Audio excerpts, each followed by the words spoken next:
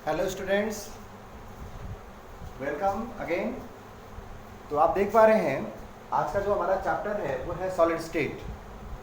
Starting में ये हुआ था कि सॉलिड स्टेट इस बार क्लास 12 के सिलेबस में नहीं होगा, बट बाद में इसको ऐड ऑन किया गया। तो सॉलिड स्टेट चैप्टर आज हम लोग शुरू करेंगे, स्टार्ट करेंगे। तो before starting let us discuss. Class 11th में आप लोगों ने पढ़ा था गैस स्टेट और लिक्विड स्टेट। जो ब्रीफ स्टडी था क्लास 11th में वो था गैसियस स्टेट के बारे में और लिक्विड स्टेट के बारे में। But in class 12 there is a detailed study about a solid state. Solid state के बारे में एक डिटेल्ड स्टडी है, उसकी सारी प्रॉपर्टीज, बिहेवियर और फंक्शंस सब स्टडी करने हैं यहाँ पर, ठीक है। सॉलिड स्टेट आपको पता है क्या होता है? आप बोलते हैं कि जिसमें जो पार्टिकल्स है वो क्लोजली पैक्ड होते हैं, इंटर पार्टिकल स्पेस बहुत ही कम होता है, या ऐसे कहिए कि इंटर पार्टिकल जो फोर्स होता है, इंटर मॉलिक्यूलर जो फोर्स होता है बहुत ही ज़्यादा होता है, बहुत स्ट्रांग होता है। So on the basis of packing या on the basis of force आप बोलते हैं कि the given matter is a solid, the other one is a liquid and the other one is gaseous. So on the basis of packing हम solid state को थोड़ा सा clearly classify कर रहे थे, क्लियरली डिफाइन कर रहे थे प्रीवियस क्लासों में। बट यहाँ पर आप सॉलिड स्टेट का कुछ नया रूप देखने वाले हैं। मैंने यहाँ पे कुछ टॉपिक्स के नाम लिखे हैं, जो टॉपिक्स आपको थ्रू आउट द चैप्टर पढ़ना है। ये आपके इस चैप्टर का सिलेबस है।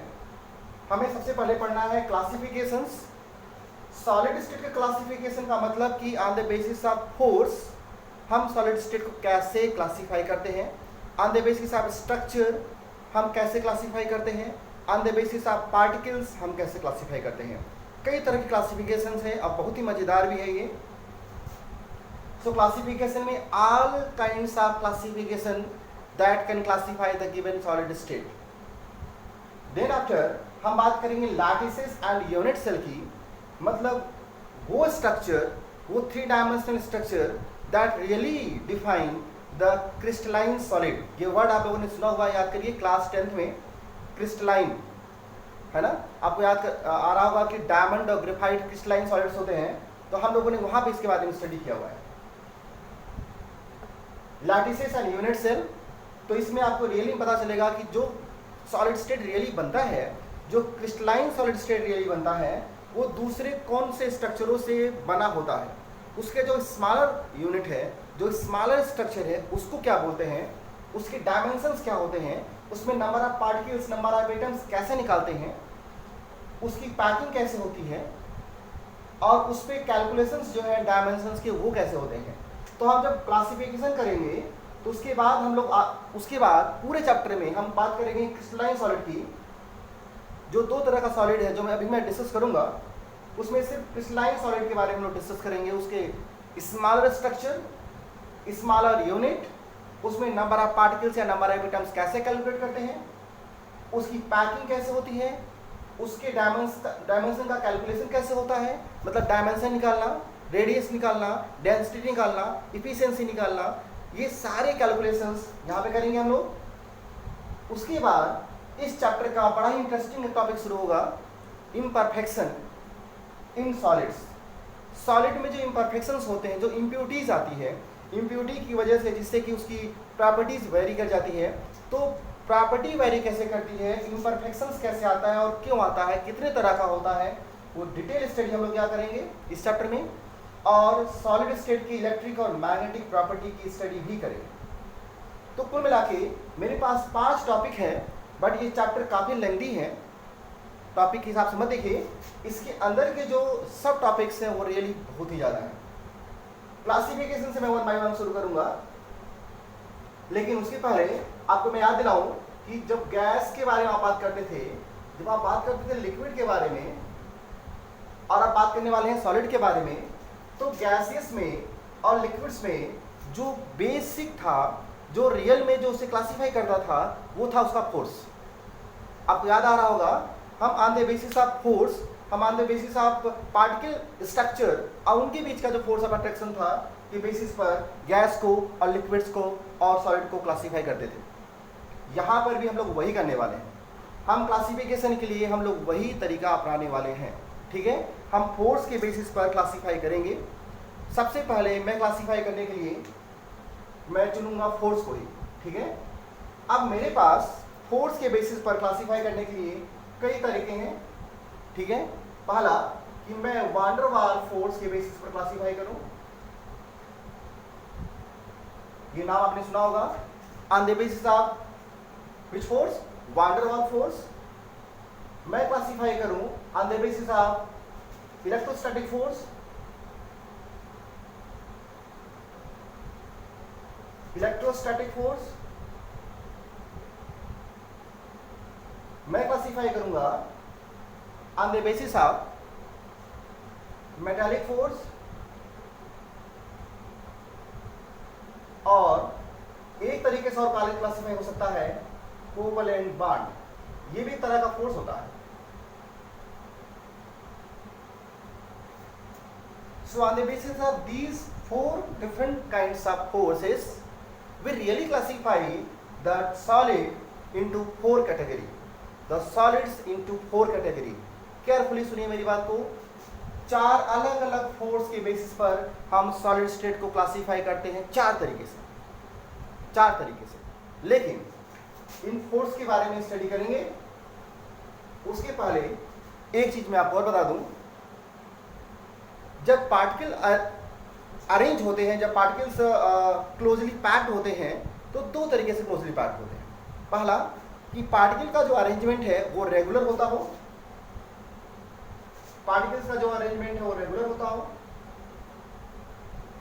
रेगुलर अरेंजमेंट, डिफिनिट अरेंजमेंट उसको बोलते हैं, या पार्टिकल का अरेंजमेंट इरेगुलर होता हो। Regular arrangement of the particles in solid state, irregular arrangement of the particles in solid state.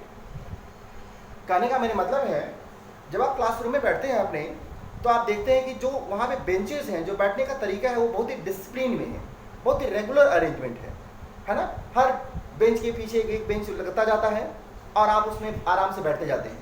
लेकिन अगर उन्हीं बेंचों को हम लोग जैगल्ड कर दें, हम उन्हीं को रैंडम कर दें, तो आप कहेंगे कि यहाँ पे कोई रेगुलर अरेंजमेंट नहीं है, बेंचेस इरेगुलरली अरेंज्ड हैं या रैंडम है।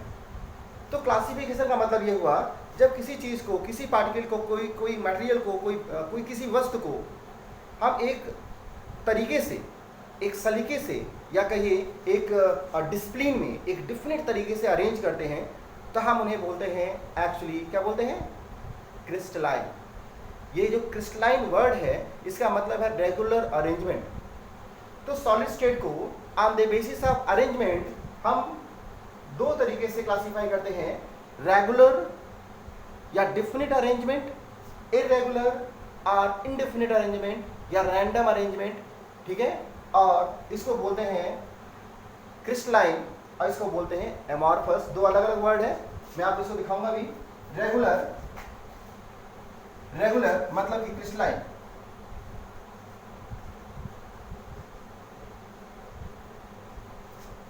इरेगुलर का मतलब एमॉर्फस है।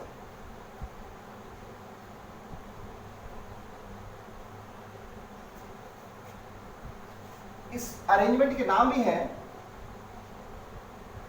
Isotropic and isotropic arrangement.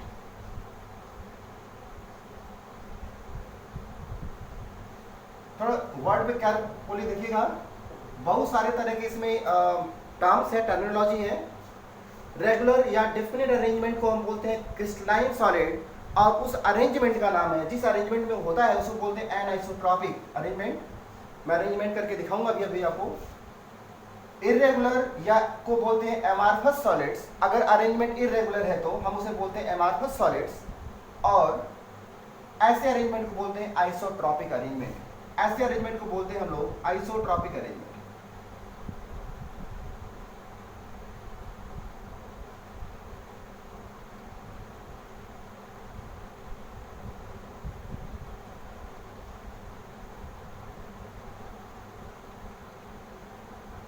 अगर अरेंजमेंट आप देखेंगे तो आप कहेंगे कि यहाँ पे एक रेगुलर अरेंजमेंट है, क्योंकि एक तरह का जो पार्टिकल है जिसको मैंने डार्क किया है और एक सर्किल किया है, वहाँ पर आप देख पा रहे होंगे कि यहाँ पे जो अरेंजमेंट है वो रेगुलरली अरेंज हो रहा है, लेकिन इस अरेंजमेंट में एक बड़ा ही इंटरेस्टिंग चीज़ है जो आपको मैं दिखाऊंगा, ठीक है।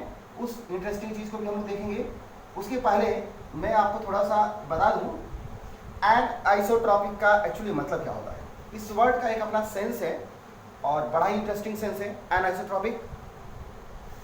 इसका मतलब होता है कि जब different physical properties lie differently in different angles और डिफरेंट डायरेक्शन।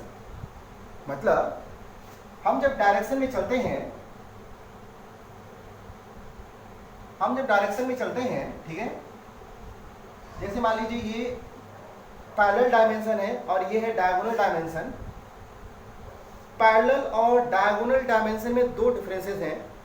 अब हम केयरफुली देखेंगे, जब पैरेलल डायमेंशन में चलते हैं एनआइसोट्रॉपिक अरेंजमेंट, मतलब क्रिस्टलाइन सॉलिड में की बात कर रहा हूँ, जब पार्टिकल रेगुलरली अरेंज होते हैं, तो जब हम लोग पार्टिकल में हम लोग रेगुलर अरेंजमेंट में चलते हैं, हम पैरेलल में चलते हैं, एक तरह का पार्टिकल होता है एक तरफ और दूसरे तरह का पार्टिकल होता है दूसरे तरफ। मतलब एक ही तरह के पार्टिकल एक डायरेक्शन में होते हैं, एक क्या बोलते हैं उसको, प्लेन में होते हैं।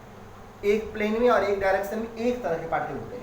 लेकिन जब आप डायगोनल जाएंगे तो आप देखेंगे यहाँ डॉट है, यहाँ सर्किल है, मतलब कि डॉट सर्किल दोनों तरह के पार्टिकल। थोड़ा यहाँ से देख लीजिए, डॉट सर्किल है ना। मतलब डायगोनल डायमेंशन में दोनों तरह के पार्टिकल आते हैं अल्टरनेटली, ठीक है। तो डिफरेंट पार्टिकल्स लाई, अलग अलग तरह के पार्टिकल्स होते हैं अगर एनआइसोट्रॉपिक अरेंजमेंट करते हैं तो। रेगुलर अरेंजमेंट में अलग अलग तरह के पार्टिकल अलग अलग डायमेंशन में होते हैं, ठीक है। लेकिन आइसोट्रॉपिक में ऐसा नहीं होता। जब पार्टिकल इरेगुलर अरेंज होता है तो कोई भी पार्टिकल एक ही डायरेक्शन में हो सकता है या दूसरे में भी हो सकता है। मतलब सारे डायरेक्शन में एक ही तरह के पार्टिकल हो सकते हैं, ठीक है। डिफरेंट तरह के नहीं होते क्योंकि वहाँ पे कोई रेगुलरिटी नहीं है, कोई एक अरेंजमेंट नहीं है, ठीक है। तो एमार्फस में आइसोट्रॉपिक अरेंजमेंट में same particles lie in a same direction, but anisotropic में different particles lie in a different direction, जिसकी वजह से जब पार्टिकल्स अलग अलग हो जाता है अलग अलग डायरेक्शन में, तो इसकी वजह से कुछ फिजिकल प्रॉपर्टीज, कुछ फिजिकल बिहेवियर वैरी कर जाता है। मतलब क्रिस्टलाइन सॉलिड में कुछ फिजिकल प्रॉपर्टी एक डायरेक्शन में अलग होता है, दूसरे डायरेक्शन में अलग होता है। जैसे कि डेंसिटी, डायरेक्शन वाइज बात कर रहा हूँ, जैसे कि क्या नाम है आपका, रिफ्रैक्टिव इंडेक्स। ये बड़ा इंटरेस्टिंग आपको वर्ड सुनते होंगे आप इसको। रिफ्रैक्टिव इंडेक्स क्रिस्टलाइन सॉलिड में अलग अलग डायरेक्शन में अलग अलग होता है, क्योंकि एक डायरेक्शन में एक तरह के पार्टिकल हैं, दूसरे डायरेक्शन में दूसरे तरह के पार्टिकल्स हैं। तो ऐसे में पार्टिकल का नेचर बदलने पर, पार्टिकल का नेचर मतलब यहाँ पे एक तरह का पार्टिकल है, मैं इसको डिटेल में फिर से बताऊंगा क्लियरली, अभी थोड़ा सा इसको एक ओवरव्यू देखिए आप, ठीक है। तो एनआइसोट्रॉपिक में अलग अलग डायरेक्शन, पैरेलल डायरेक्शन में क्या है, यहाँ पे डॉट है, फिर सर्किल है, फिर डॉट है, फिर सर्किल है, ठीक। जबकि पैरेलल इसमें क्या है, पैरेलल में क्या है, यहाँ डॉट है, यहाँ भी डॉट है, यहाँ भी डॉट है, बीच में तो कोई पार्टिकल है नहीं। इसका मतलब पैरेलल डायरेक्शन में एक तरह का पार्टिकल है, डायगोनल डायरेक्शन में दो तरह के पार्टिकल्स हैं, तो दोनों तरह, इसका मतलब रिफ्रैक्टिव इंडेक्स से होगा, पैरेलल में कुछ और होगा, एक ही सॉलिड में पैरेलल में कुछ और होगा, डायगोनल में कुछ और होगा। ऐसे अरेंजमेंट को जब कुछ फिजिकल प्रॉपर्टी अलग अलग होते हैं अलग अलग डायरेक्शन में, उसे बोलते हैं एनआइसोट्रॉपिक अरेंजमेंट। और अगर फिजिकल प्रॉपर्टी सारे डायरेक्शन में एक ही जैसा होता हो, हम उसे बोलते हैं आइसोट्रॉपिक अरेंजमेंट। मैं इसका स्ट्रक्चर इसलिए नहीं बना रहा क्योंकि कोई भी रैंडम स्ट्रक्चर इसको फॉलो करेगा, और रैंडम स्ट्रक्चर का मतलब बस अरेंजमेंट आप डिस्टर्ब कर दीजिए, अरेंजमेंट डिस्टर्ब कर दीजिए तो कोई भी रैंडम स्ट्रक्चर आइसोट्रॉपिक होगा। डिफरेंट पार्टिकल डिफरेंट डायरेक्शन में नहीं होंगे, सेम पार्टिकल होंगे, अरेंजमेंट इरेगुलर होगा, और कुछ फिजिकल प्रॉपर्टी एक जैसी होगी, कुछ फिजिकल प्रॉपर्टी एक जैसी होगी, ठीक है, सारे डायरेक्शनों में। So on the basis of arrangement, on the basis of particle structure, particle nature, यहाँ का ये अरेंजमेंट, सॉलिड स्टेट को हम दो कैटेगरी में डिवाइड करते हैं, पहला क्रिस्टलाइन और दूसरा एमार्फस, ठीक है। अब थ्रू आउट द चैप्टर आपको एमार्फस के बारे में नहीं पढ़ना है, आपको सिर्फ पढ़ना है क्रिस्टलाइन सॉलिड के बारे में, और क्रिस्टलाइन सॉलिड्स को on the basis of force, सुन रहे हैं, क्रिस्टलाइन सॉलिड को on the basis of force हम 4 कैटेगरी में डिवाइड करते हैं, 4 तरीके से डिवाइड करते हैं। कौन कौन सा? वान डेर वाल फोर्स अगर होता है, अगर क्रिस्टलाइन सॉलिड के पार्टिकल के बीच में वान डेर वाल फोर्स होता है, हम उसे बोलते हैं मॉलिक्यूलर सॉलिड।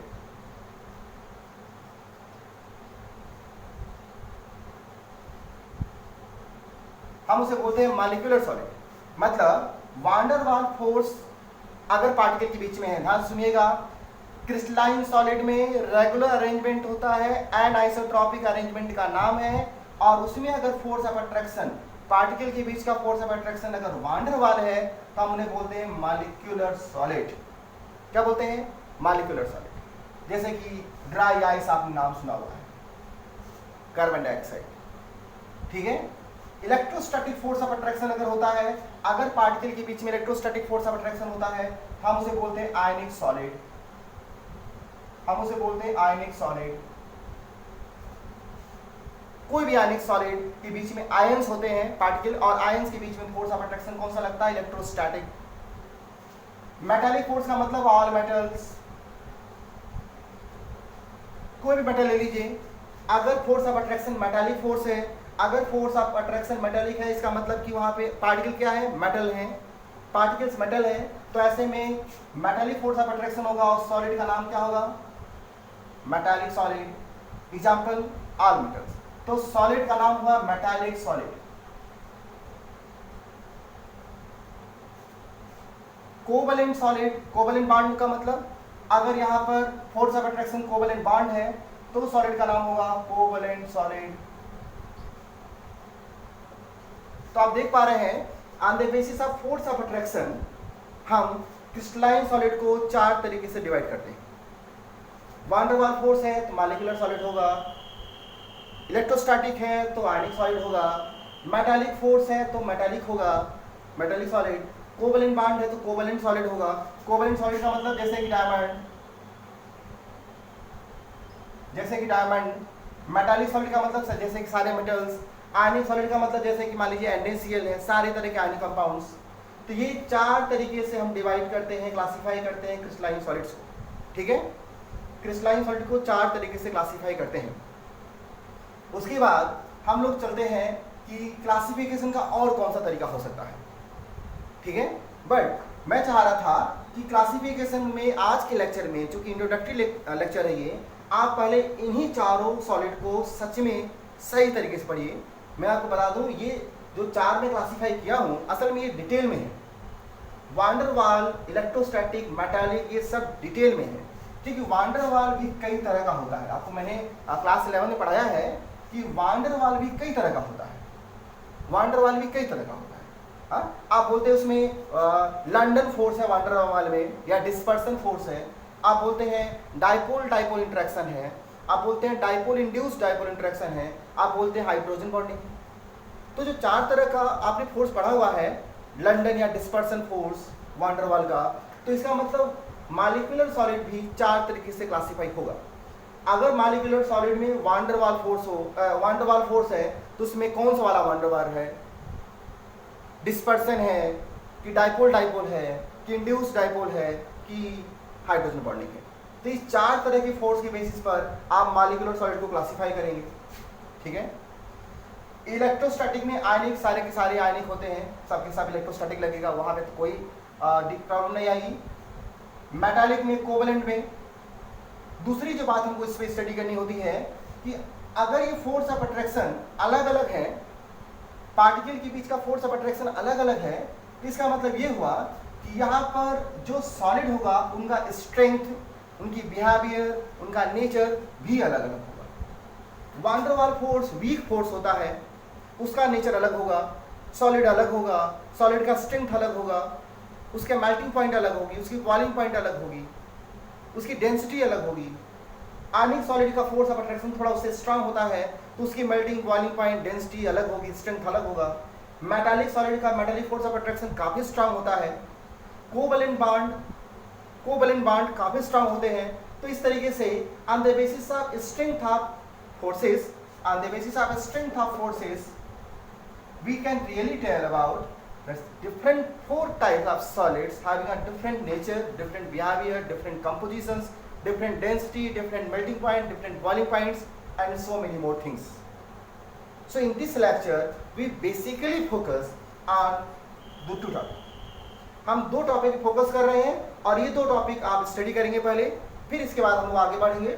आप पहले बात करेंगे रेगुलर और इरेगुलर अरेंजमेंट की, एनआइसोट्रॉपिक और आइसोट्रॉपिक अरेंजमेंट की, क्रिस्टलाइन और एमार्फस सॉलिड की, और फर्दर क्रिस्टलाइन सॉलिड को 4 अलग अलग फोर्स के बेसिस पर 4 तरीके से डिवाइड करने का तरीका, उनके फोर्स का नेचर, उनका फर्दर क्लासिफिकेशन, ये सारी बातें आप देखिए, सीखिए और चैप्टर स्टार्ट करिए। ओके, देखिए इसको।